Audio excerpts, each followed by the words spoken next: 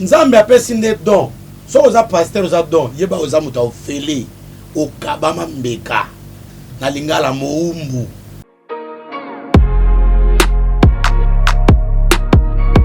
Parce que so muta zui ofele et que no yemo kaza don. So ki muta comme ça maman Nzambe ya mbongo, c'est que aza don pour l'église té. C'est que origine na ye uti wapi. Nani abenge nani atindi. Mutu oyo azali don pour l'église. Yo ba zui yo ne don yo don batumbi yo komi mbeka. Est-ce que mbeka tan batumbi yo le besu si o kufit.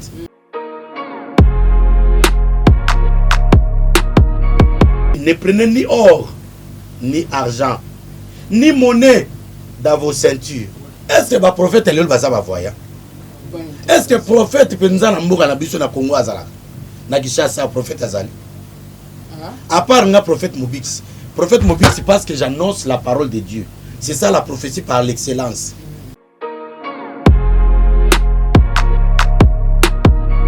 Oh, miracle, pas tala na téléphone na mbongo MP ça. Nini, na téléphone mbongo. Pasteur moka ko bimisa mbongo na téléphone azalité. Ce gars azali abimisa mbongo na téléphone na ngai. Ni mona keza affiché wana. Yo pasteur. Ce gars bimisi mbongo c'est ka otindi la ngai na MP so bena nina. Na Afriman bena Orange Man.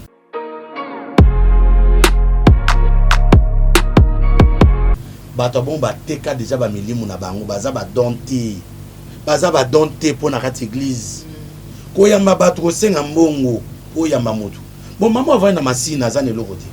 Maman avant kuna na kichuka azane lokote. Azana $300, azana $500 te. Po ayo yamba ye. Botan yo yambi moto. O yambi osali ni na kati na. Olongoli totem, olongoli malédiction.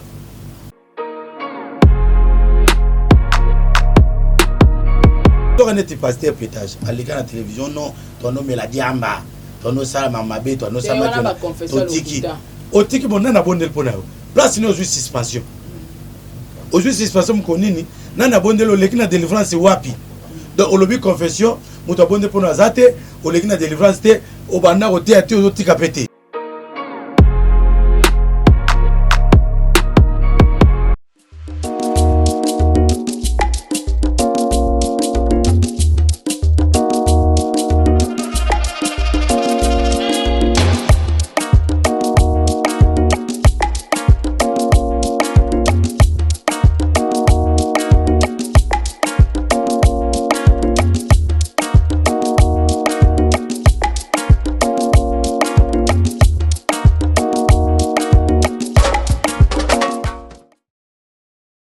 Did somebody say that Majabu Gospel is coming to the United States? Yes, Majabu Gospel is coming to America. Pour la toute première fois, Majabu Gospel aux États-Unis d'Amérique. On the 16th of January, it is happening in Portland, Maine. An amazing, life-changing and epic concert. Et le 23 janvier 2022, bien sûr, à Dallas, Texas. Je peux m'imaginer combien la gloire de Dieu sera présente. For 2022, it's gonna be glorious. The whole Majabu Gospel team will be there. And we cannot wait to share this moment with you. Retenez ça très bien. Le 16 janvier 2022, nous sommes à Portland, Maine. Et le 23 janvier 2022, à Dallas, Texas. Invite a friend, save these two dates, cause you don't want to miss it. And I hope to see you there. Soyez bénis.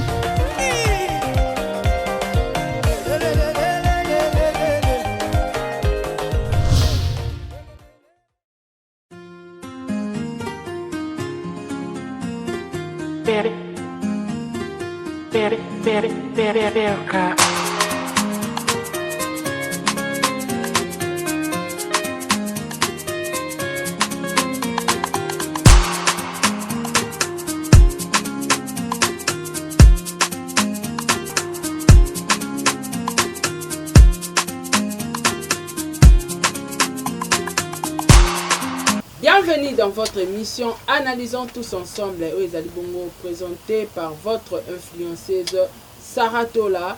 comme invité le docteur Patrick, le prophète Mobi qui s'y bénit du ciel. Alors, na sujet na biso ya lelo bananzambe ba chrétien bandeko nyonso lelo tozo analyser vraiment sur makamba ba pasteur, sur ba couple, sur les choix. Hein? Lelo vraiment tozo lobela makamba choix, comment faire le choix. Okosa la choix ya malamu ndenge nini. Et na katia comment faire les choix pour le sujet ndeko mwasi Peniel na pasteur Mike Kalambai et to bosanité to kolobela pe couple ya Joël Francis Tatuna mwasi nae et puis likambu ya 200 € o ezo tout kapé ko tungisa bana nzambe nyonso. Alors sans plus tarder, je dis un grand merci na ba sponsor nanga Majabu Gospel, Azir, Jimagique Adassa, Fondation Saratola, Gamme Molato, un grand merci nayo. Un grand merci à Tata pour FAPK, ma grande soeur. Merci à maman Gina Amatou Motema, à papa Aaron Amatou, le prince de Dubaï. Merci à Jenny Beta Industriel, merci à Pembe, merci à président Charles Tamboué, Amélia Mweba, la privade de Orlando Domingos, na Pession Bote. Merci à Bande Cognos, tout au soutenir un peu pour l'émission, en particulier maman Nathalie Moussibou, na Monique Sol, Yabambemba, président Bébé na Pession Bote. Voilà, Montréal, Soza, vraiment même langage Nangai, rapidement. Fungwe la biso plateau, j'ai dit bonjour, docteur Patrick. Bonjour, maman Sarato, la grande esprit, première dame. Zambia Pambola yo pour na ba émission nene oyo analysons tous ensemble wana toyaka kosala orgueillité eza pona kosunga nde peuple de Dieu tolinga pe que nous ensemble na peuple yango to partager parole du Seigneur. Merci beaucoup, docteur Patrick.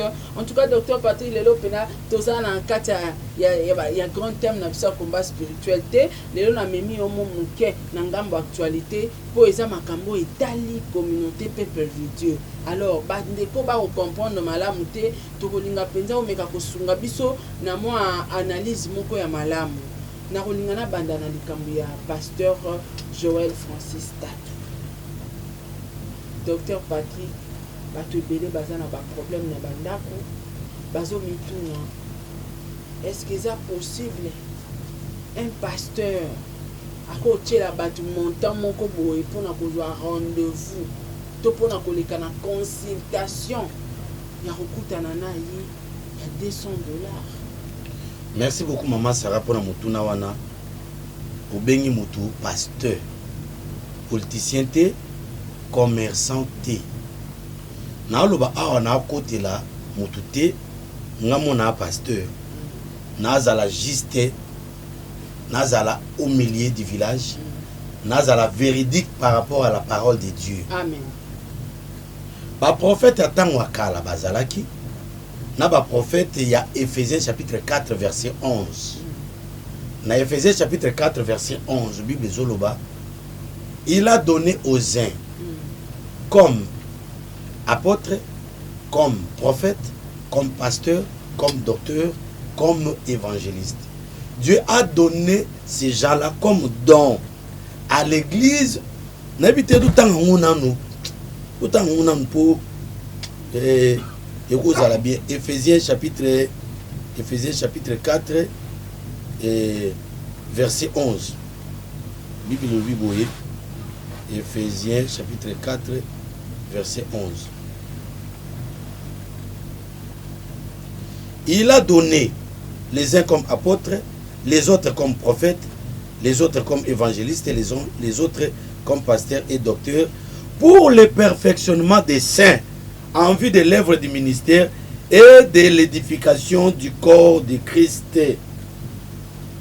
Après si on a perfectionnement, il y a bassin et puis pour la édification tout le monde a mot édifice. Édifice c'est un édifice. Ndako batongi yango. Nzambe apesi nde don. So oza pasteur oza don, yeba oza muta ofele okabama mbeka na lingala moumbu. Un esclave ne demande rien. Un esclave dépend de son maître. Amen. Esclave pour aller, il faut mettre n'importe quelque chose. Esclave est lié. Esclave est libéré après 50 ans dans la Bible. Ce qui jubilé salami. Barbie que non, esclave n'est pas à maître naïe. Et ce qui esclave fait boy. Barbie que non maître ou traité bien. Maître basava au tical esclave à vie à tirer l'oralité à tirer chanet na likolo. mais maître na biso Jésus-Christ toza ba esclave na ye à vie nzamba pa mula ser maye misam Yesu akanga singa na kingo ata na kimi nazongela kaeshi ozoyoka akanga soko moni mutu azosenga bambongo tala e bien ana singa na kingo te azana singa na kingo te bakanga singa na kingo te tokotanga na Matthieu chapitre 10 verset 8 à 9 Bible biboui guérissez les malades ressuscitez les morts purifiez les lépreux chassez les démons vous avez reçu gratuitement donné gratuitement guérissez awa et ça conjugué l'impératif et ce qui n'a z l'impératif indique l'impératif donne de l'ordre ordre yo guérissez les malades ressuscitez les morts. Est-ce que nous bateaux basés na pouvoir na ressusciter les morts ya ko guérir malade parce que so muto zio fele et que no yemo razadon ce qui muto comme ça maman nzambe ya mbongo c'est que azad don pour l'église té c'est que origine na euti wapi nani abenye nani atindi mutu oyo azali don pour l'église yo bazui yo ne don yo don yo don batumbi yo komi mbeka est-ce que mbeka tan batumbi yo le besu si on fit apporte preuve que non ne savez-vous pas que vous êtes mort votre vie est cachée avec Jésus-Christ en Dieu dans les lieux célestes si je vis ce n'est pas moi qui vis mais c'est Christ qui vit en moi donc ma pasteur a solo bazalakate bakufa mais c'est Jésus-Christ qui vit en eux ceux qui pasteur azana bon moinanu Jésus-Christ azana bon moina kati na été na neuf balbi ne prenez ni or ni argent ni monnaie dans vos ceintures en Nathalie obi natanga la Bible té prophète et Ancien Testament la Bible dit na histoire otoyebi ya munene Saoul akende ko luka ba nese ya papa na ye Kis et amon bangote alinya zonga serviteur na biki no toko consulter voyant prophète bando benga ba voyant na Ancien Testament est-ce que ba prophète lelo ba ba voyant est-ce que prophète penza na mboka na biso na Congo azala na Kishasa prophète azali à part nga prophète Mobix parce que j'annonce la parole de Dieu c'est ça la prophétie par l'excellence ba prophète o ba sala bloka ko prophète on a mona ki obu est-ce que prophète azali ngana bimé la prophète mona tune sous-vêtement ngeza couleur ni aloba soka lobi na tune komba papa na nga kufa nani komba mama na nga poste na naye bo bakoko na ngai kuna kombra ba onani baleki na komba mama aloba ti ça sont des tentatives là ngana pasteur na yibi bango bien ba yibi nga bien soka tiete mbiaye na plateau a ezaki ya makambo match ya biso ya Léopard awa toluka ba prophète ya ba bimé ba se ba raté na télévision o 2030 simbata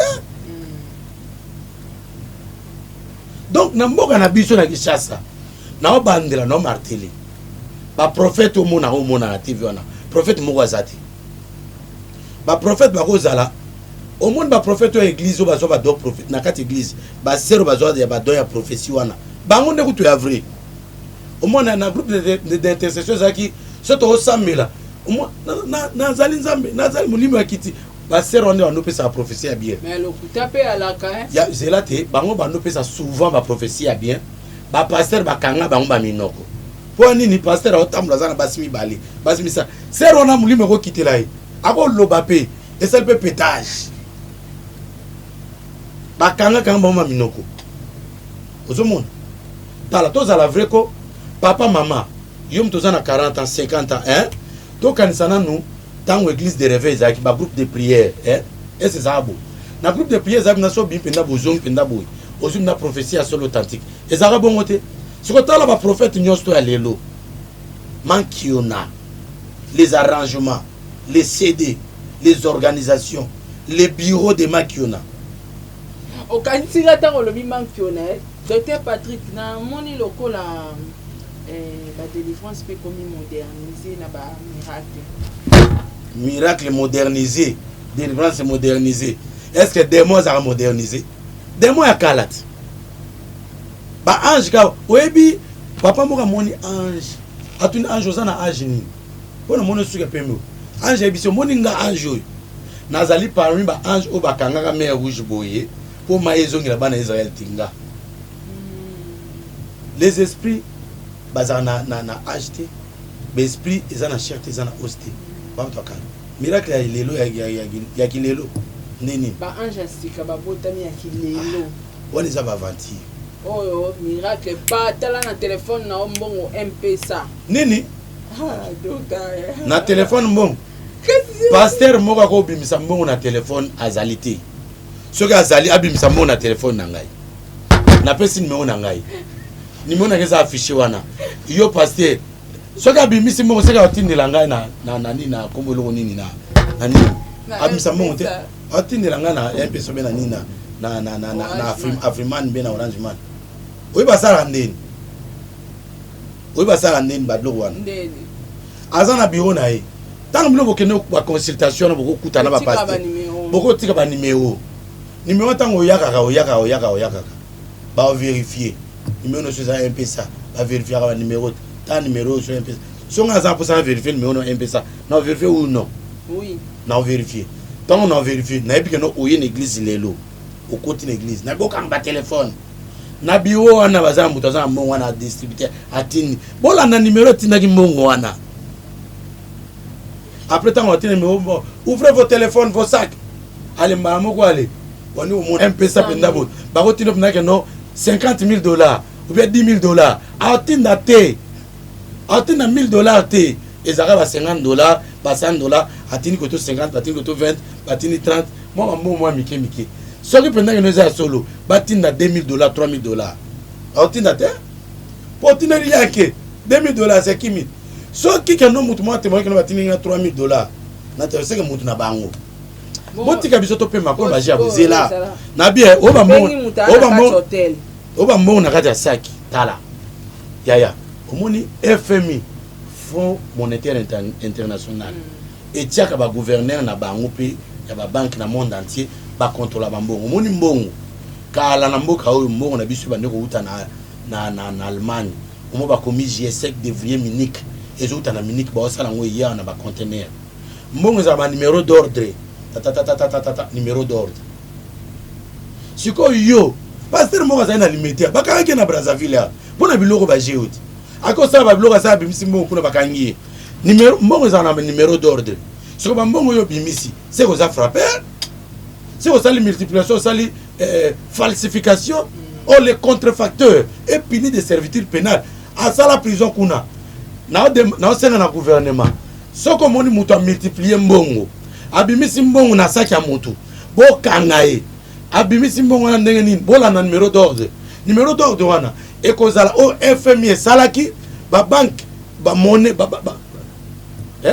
tu me comprends non donc hôtel de monnaie et sali mbongo na ba numéro d'ordre wana approuver biso ba numéro d'ordre wana nde bongo ba ko sila na mboka oyo boko kanga bango tala boko kangama on se moque pas de Dieu c'est que l'homme aura s'aimé il est mentionnera quand on mutu izeloni mutu izebenda pambata mutu kadaiza esthétique libana ni au moment mutu wangi to libana na kati zaka kit na volante na musique eloni za na kati on eza confort roi avion ti ezaka kit au vandi na ba pédale au vandi kuna esili et déplacer on mutu za moyen de déplacement. On se déplace au loin dans une église, au loin dans un restaurant. Qu'est-ce que tu as eu? Tant qu'on l'a na mutu wana metu. Tant qu'on kufa, aucun amour. À quoi sert à un homme de gagner toutes choses ici sur la terre et un jour il perd son âme? Batabon ba teka déjà ba milimu na bango baza ba donté pour na kati église. Ko yamba ba to senga mbongo, ko yamba mutu. Bon maman va na masina za ne lokote.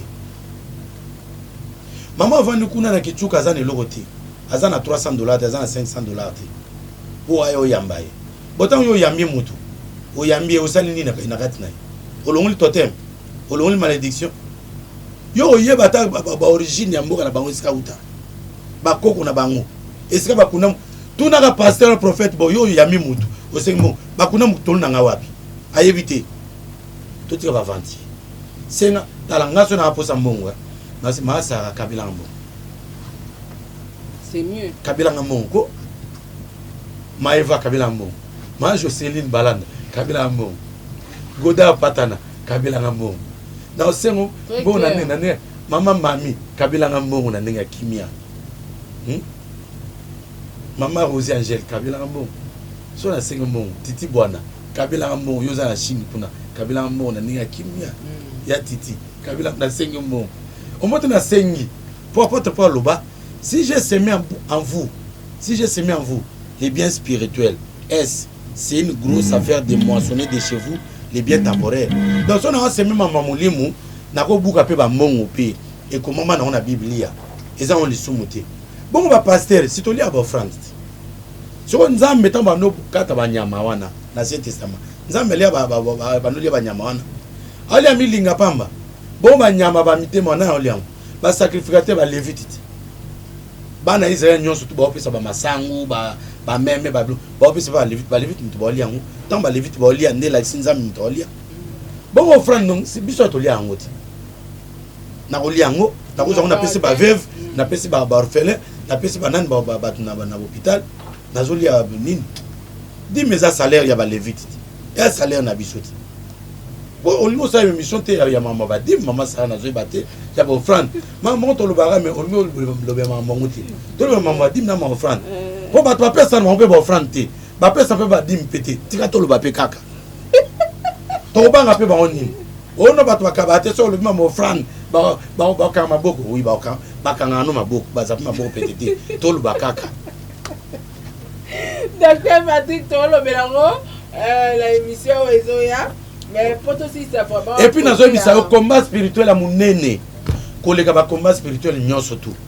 Ba combat kuta na collègue ba combat nyonso tout. Il faut y bango so pesa ba frante na dimité. Yango le ba combat nyonso le kina ba ndoki ya famille. Mukolo ko régler ko pesa ba frante na ba dim. Mamo longi ba ndoki wana. Bo senge pa mama Sarah abongisa to analyser si les offrandes, les dîmes de la dîme, les aumônes. Moto so so bongai na opesa dîme na nyepa babola. Papa. Dîme pas babola. Ba koma bon na Bible. Docteur Patrick. En tout cas dans notre aussi ça touche pour la question ya Francis Joël Tatou. Tolanda ba émission na alobara eza vraiment dignité Moussa Nzambe akocha ba poste tout le temps na mwasi na ba vidéo va par-ci par-là mais tout le monde est moko à s'engager dans relation moko tout le temps il na mwasi na baza na ba photo chaque jour sur les réseaux sociaux na éviter analyse ni noko sala to message ni noko loba par rapport il y a contradiction il y a ba parole na moko sozo la samusapi boy o pe zongela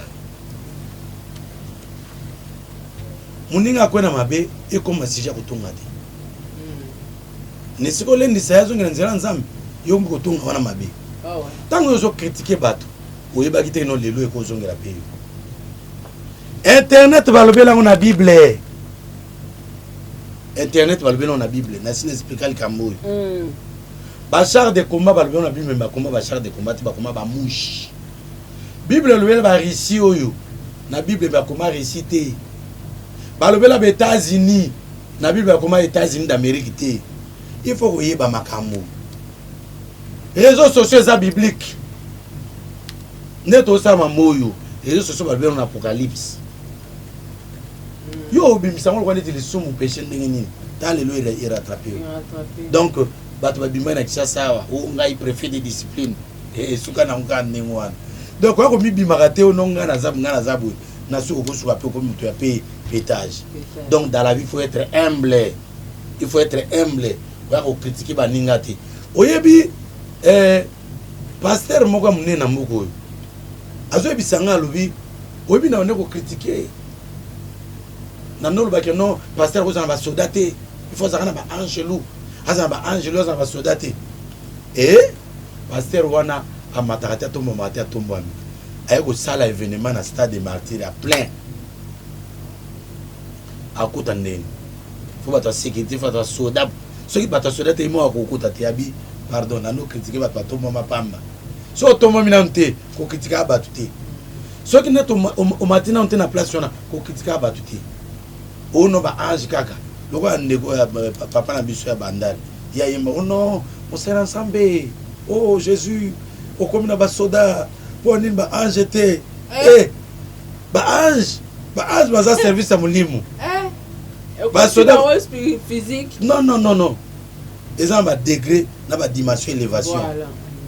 Yo comme na wana te koloba mambo wana te. Yo bal nan te obi passe libala te ko kitri ba marié te. Libala 50 ans de mariage ba loba témoignage na bango. Ah il côté te il faut ça toujours modèle pour respecter ba oyo ba salapé nzela liboso na. Merci. Merci beaucoup docteur Patrick. Nazolinga to kota vraiment na sujet moko sikoyo. Mais avant de côté na sujet yango, j'aimerais bien appeler ça tanga na message oyo. To kapé compréhension na yo za mosai na Nzambe. De Copeniel azalaki bongo mama bana, aza mama bana ya pasteur na Kalambai. Atielaki biso dernièrement message moko na Instagram. Alors epesi pena makelele na compréhension surtout yanga namoni yango mutu azo avoué kindoki na ye na misala na ye me nakolinga yo potanga yango nsima opesa biso analyse na yo lokola ya mosali na Nzambe message yango tanga. Mais sur une note beaucoup plus positive, j'ai donné ma vie à Christ il y a quelque temps. Je suis retourné à l'église pour la première fois en 3 ans. C'est dimanche dernier et ça s'est finalement bien passé. Je ne voulais pas partager ma réconciliation avec le Seigneur ici parce que j'avais peur que vous manquiez de moi. Parce que j'ai même une campagne. Parce que j'ai mené une campagne anti-christianisme, anti-Jésus pendant 3 ans d'affilée. Cela venait d'un lieu de souffrance. J'ai aussi l'impression d'avoir joué un rôle central dans la destruction de l'église du Congo. Oui, il y a des problèmes, mais les problèmes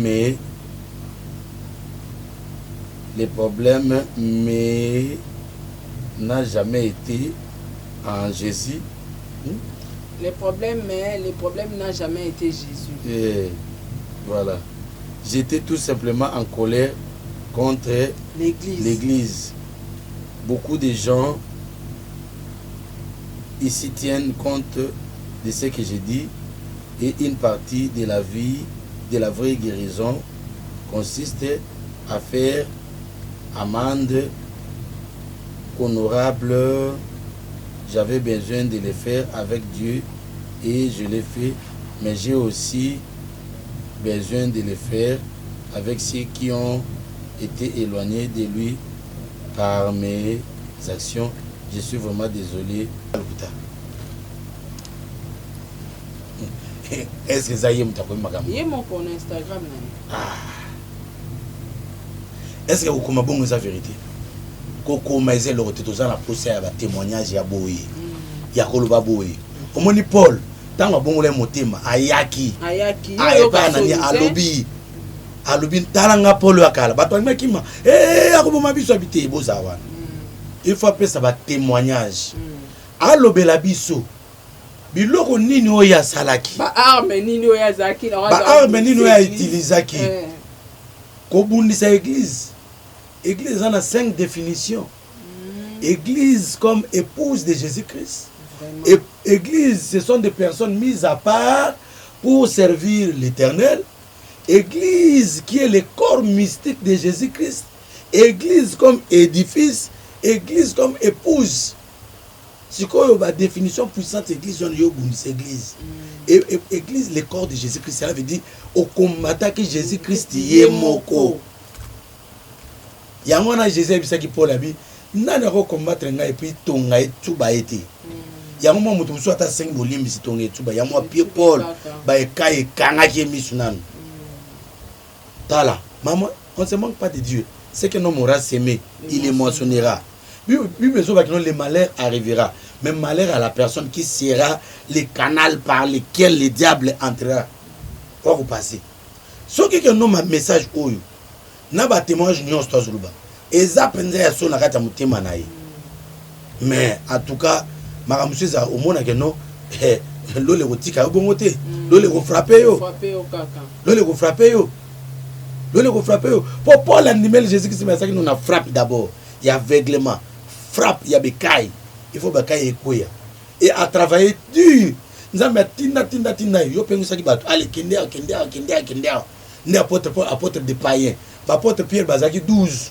apôtre Jésus Christ va travailler pour les juifs mais apôtre Paul yemoko travaille pour le monde entier donc au parce que au ça qui m'a bé alors au travail qui le là pour na jouer rôle il y a antichrist et ça facilité moana antichrist aux aucune personne antichrist azali antichrist cela veut dire c'est lui qui est contre Christ. C'est ça. Et l'esprit d'apostasie, il y a un moutou et ya kalibosu. L'apostasie va s'installer. Apostasie la xinine. Batu ba pengwa, batika lo banzam ba s'égarer. Au sali rôle il y a apostasie pour nous mettre batu na enfer. Enfer. Aux hommes. Ouais. Yo kanti ke ndenge zabo mama sanga na tunio. Obane ko yiba bakati loboko. Obongo mutima loboko na ebima. Ebima sustain. Attention. Il faut être correct à la vie. Il faut être franche en toi-même.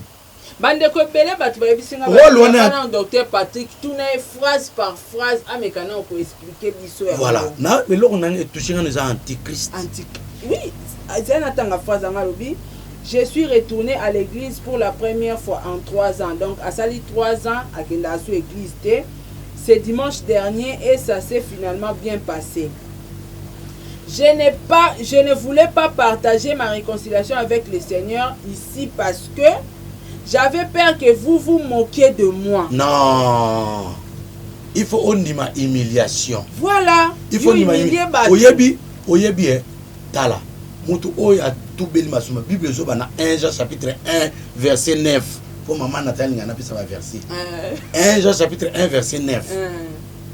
Et le biboy soki otubeli oyamboli masumu na yo nazali juste pe fidèle ya kolimisa pe akopetola omone totindaka l'intention tokosenga bolimisi yoka bato nzambe limisanga nasumukaki nasaki mabe limisanga oza bolimisi te il faut loba limisanga nakende koboma moto nzambe limisanga nabima na mwasi ya bato tokendeki na hôtel wana ya bandal hôtel MP chambre numéro 20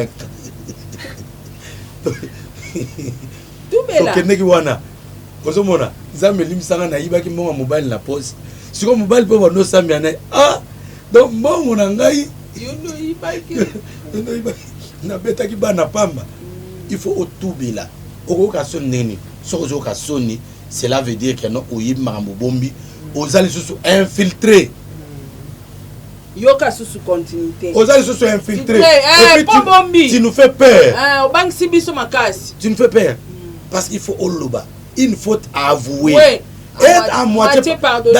Ou avoué, mais à moitié pardonné. Mais puis que non, celui qui avoue ses péchés et qui les délaisse obtient miséricorde. Et ça, on va tous avouer qu'il a péché, mais va délaisser sa carte. Est-ce que tu avoues, après avoir avoué, est-ce que tu as délaissé pour que tu reçoives la miséricorde de Dieu? C'est là. Tant que ça la mabongo. Il faut que nous ayons une église, il faut pas bonne de la ponayo. Apôtre Paul abongo le mutima c'était en public. Et puis apôtre Paul c'était na Galate. Bible dit que non, après avoir travaillé pendant 14 ans, j'ai retourné à Jérusalem voir les colonnes de l'église qui étaient Jacques, Jean et Pierre. J'ai discouru au devant d'eux. Dans le lobby discours batal babi non, discours oyazo loba. Na o Jésus qui s'appelle Sarabiso ezandenge moko. Babi c'est alors que nous va payer mettre d'association, ba 6000, ba le zande konabiso. Ozo mérité que nous tia ça malamu. Ozo mon après 14 ans donc tala apôtre Paul Moutumabe a coûté à Jésus-Christ. Il faut approuver. Allah qui sait que non, il est dans le bon chemin pendant 14 ans, maman Sarah. Nde ba Pierre, ba colonne église, ba ndimiye, ba PCM d'association. Sur quoi ton dimone? Yo avoué nan nyos touté. Il faut que non. Oyo kana sono. Il faut ou me ton ndimayo, au témoigner. Nazo condamné moutouté. Que les gens ne confondent pas les histoires ici. Hein, maman Sarah. Pour battre la quête au bazaraming. Ton ndimi boye yanne kuna kati. Ils ont fait monene. Ton ndimi tout bela naï.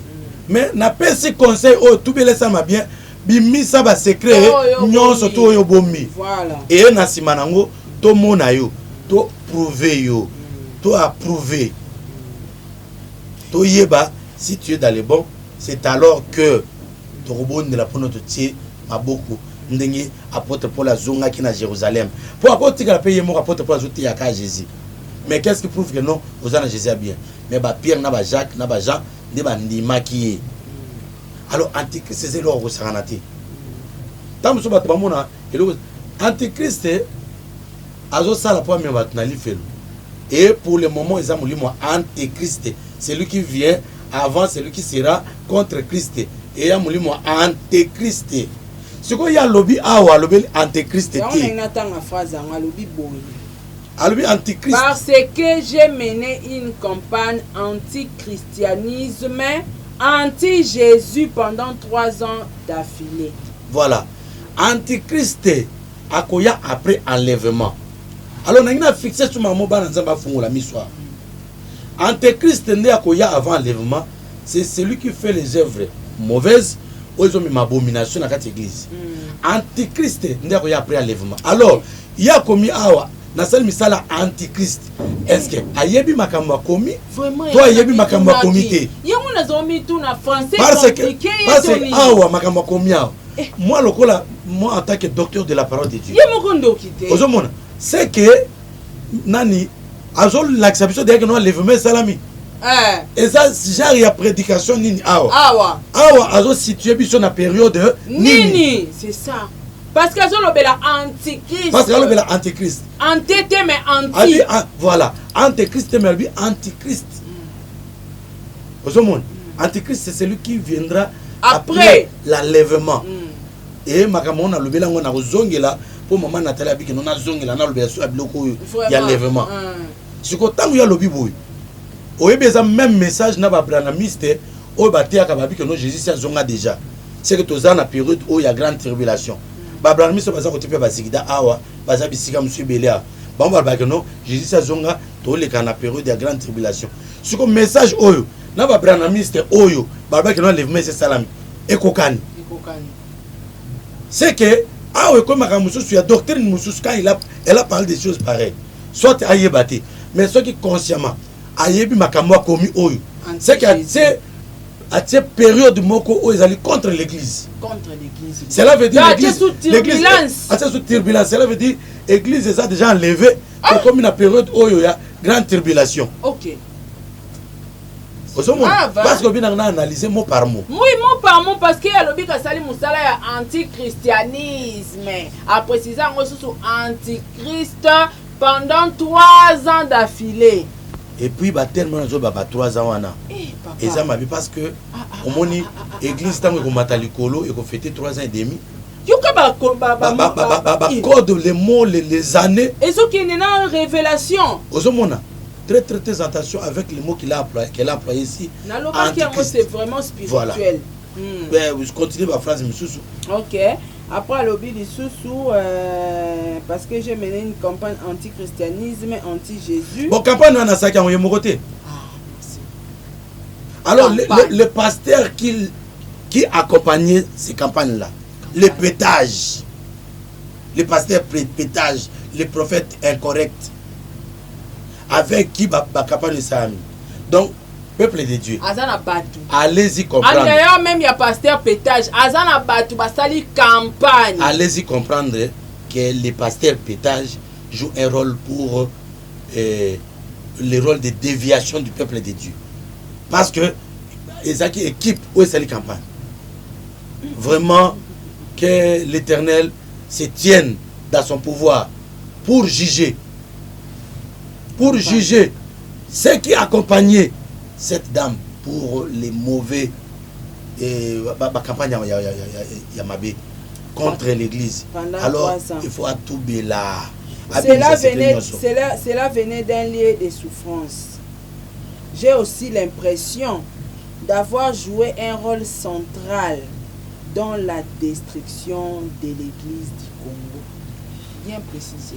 L'église n'est pas l'église du Congo. L'église, c'est l'église du corps du Christ. C'est lui qui sème le vent, moissonnera la tempête. Il y a des péchés que l'Éternel pardonne. Il y a les péchés que l'Éternel ne pardonne pas. Quand tu blasphèmes contre l'Esprit de Dieu, l'Esprit Saint, ton péché sera impardonnable ni pour cette génération, ni pour la génération qui arrive. Est-ce que Makambo Nyonso Salaki, ils ont tout cas, ils ont blasphémé Saint-Esprit. Ceux qui blasphément Saint-Esprit, c'est pardonnable. Mais ceux qui blasphément Saint-Esprit, c'est la Bible qui dit.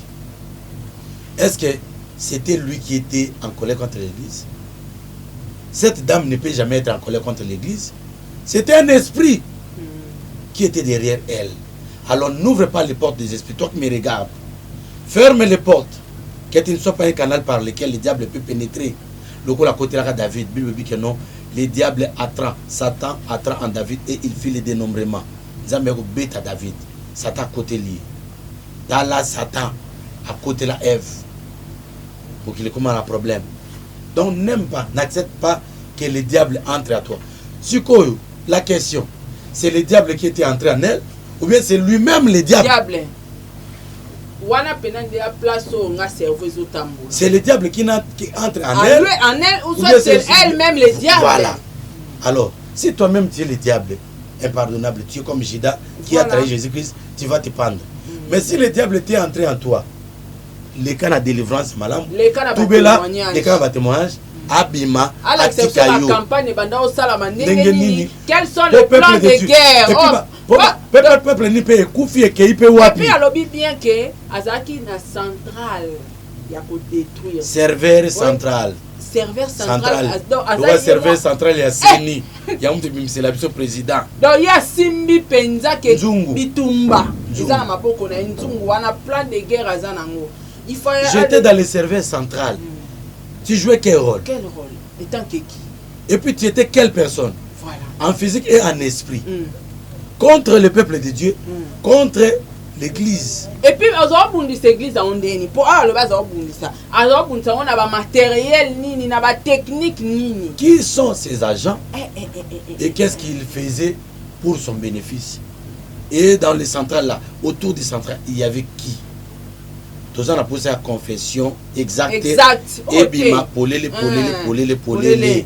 C'est alors que non. Et ils ont un pasteur pétage. À l'écran de la télévision, non, ton nom est la diamba. Ton nom ça ma mabé, ton nom ça ma tiki. Au tiki bon nana bonne pour nous. Place nous juste suspension. Au juste suspension me connais nana bonne le l'écran de délivrance wapi. Donc au lobby confession, muto bonne pour nous azate, au l'écran de délivrance té au banda au théâtre au tika pété. Tu vois. Compliqué. En tout cas, à Kominabiso dans Souka, à lobby, beaucoup de gens ici tiennent compte de ce que j'ai dit et une partie de la vraie guérison consiste à faire amende honorable. Selon eux, Makambo a commis, ils ont fait partie de la guérison. J'avais besoin de le faire avec Dieu et je l'ai fait.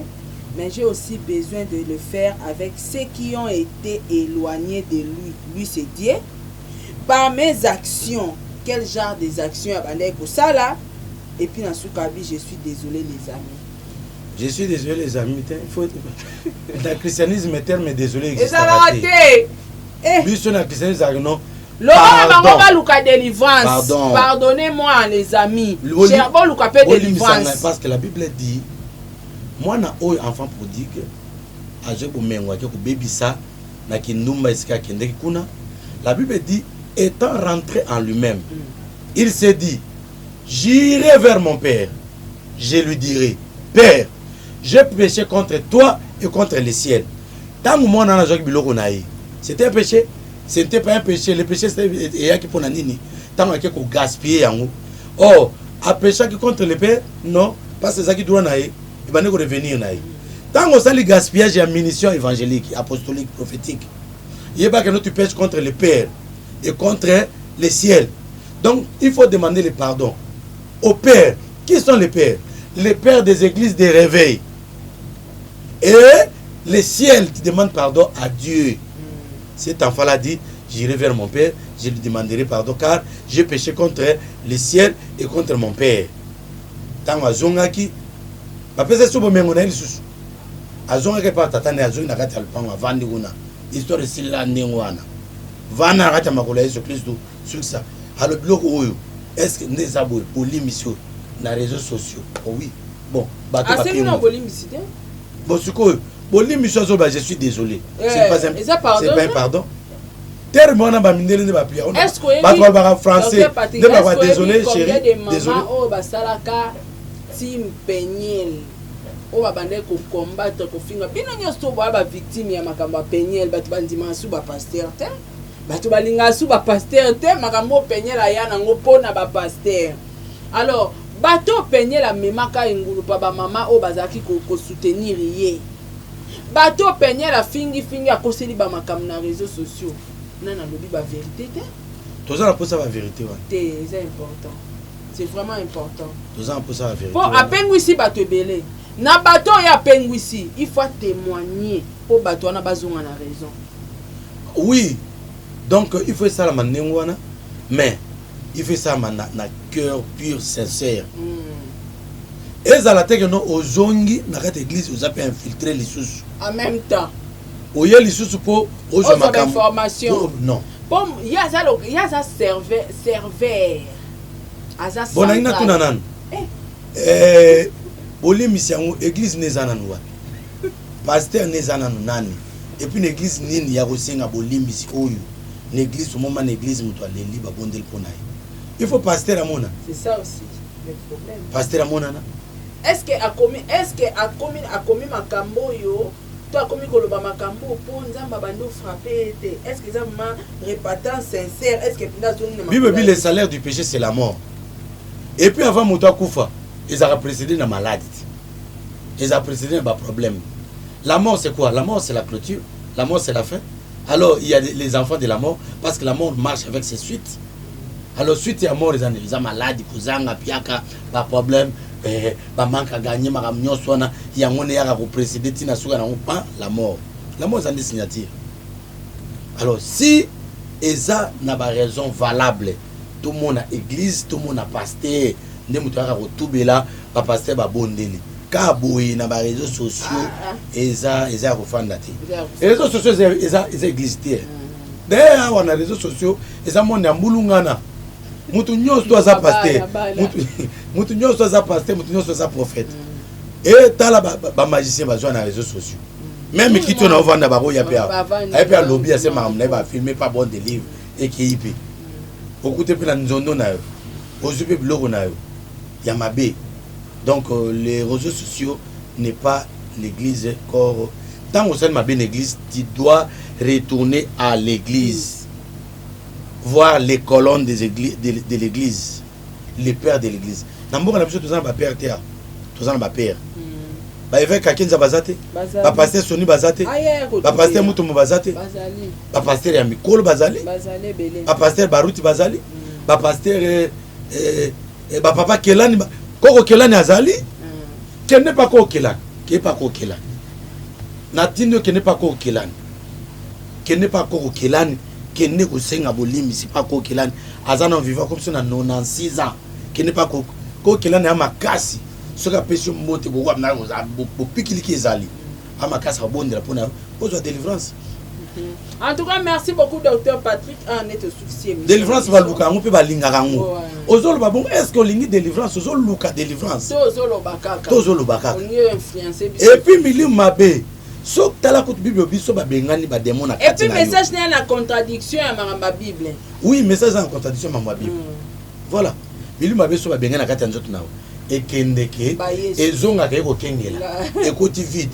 So ekoti vide ba kota na yemo ko na mpe. Abengi seto bazui baza makasi ko leke ba zongelio. Et puis situation est comme plus grave pour les kanenge zara liboso. Alors, il faut faire très attention. Il faut il faut pas lander la yo. Il faut jouer baptême, il y a maï, baptême, il y a feu, il y a Saint-Esprit. Au vent dans makolo, au koma conseil l'anzambe pour nzambe à bénir yo. Merci beaucoup, Dr Patrick. Ah, on est au succès émission, on a évité moi message à Souka Soussou Ezali pour que tu chapenda point. Merci beaucoup. La Bible dit c'est que je compte toi parce que tu as abandonné ton premier amour. Parce que tu as abandonné ton premier amour, je viendrai sur toi. J'ôterai les chandeliers qui étaient en toi. Si on a abandonné l'amour à Liboso, Zara n'a pas ensemble. Nzambe otiki le temps. Soit mon obongo mati. Akoya. A longoli chandelier lumière. Ce lumière loin vient motoza liwa. Attention. Bible Zobabou. Cherchez l'Éternel pendant qu'il se trouve. Lukanza metan Nzambe azali. C'est que comme on attend moko Nzambe amona nati.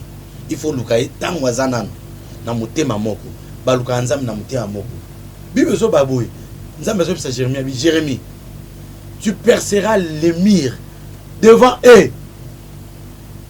Orotobola mir na misu na bango ko kende ozo kende. Ba mona na misu na bango ndingo toboli mir. Okei penza. Ezate no sa masekite tobola mir ba mona penza na misu na bango. Voilà. Merci beaucoup Dr Patrick, merci na bande connaissance tout.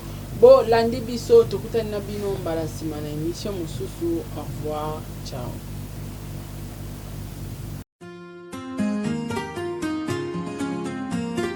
Perca.